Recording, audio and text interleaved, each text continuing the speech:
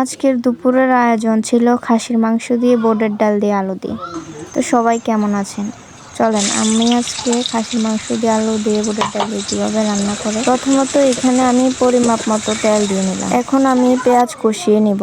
পেঁয়াজ কষানো হয়ে গেলে আমি এখানে দিয়ে দিব খাসির মাংসের যে বাটা মশলা আর গুঁড়া মশলা আছে ওইগুলো আমি ঢেলে দিব। তো এখানে আমি সবগুলো দিয়ে ভালোভাবে এবার কষিয়ে নিব। তো মশলাগুলো একটু সময় নিয়ে ভালোভাবে কষিয়ে নেওয়া লাগবে, কারণ মশলার যদি একটা বাজে স্মেল থাকে তাহলে কিন্তু আর তরকারিটা ভালো লাগবে না। তো মশলা ভালোভাবে কষানো হয়ে গেলে এখানে আমি পরিমাপ মতো একটু পানি দিয়ে দিব। তো পানি দেওয়া হয়ে গেলে আমি আবারও একটু ভালোভাবে কষিয়ে নিব।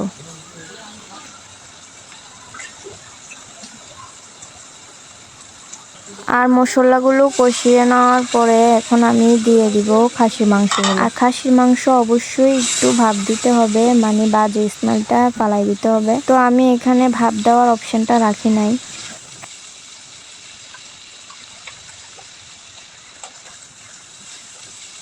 তো আমি মাংসটা আর মশলাটা একসাথে কষিয়ে নেব।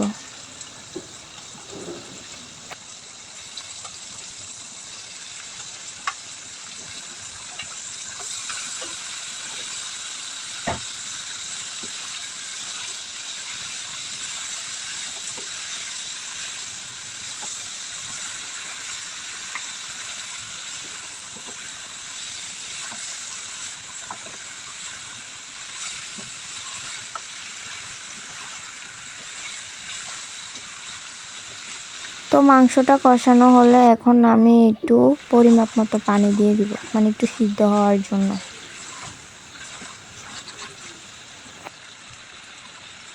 তো এখানে আমি প্রায় 5 থেকে 10 মিনিট সময় নিব।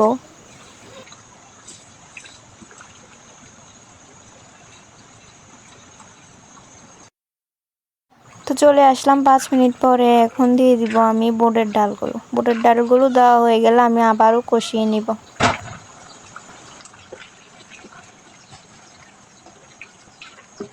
তো এখানে আমি বুটের ডালগুলো সিদ্ধ হওয়ার জন্য একটু সময় নিব।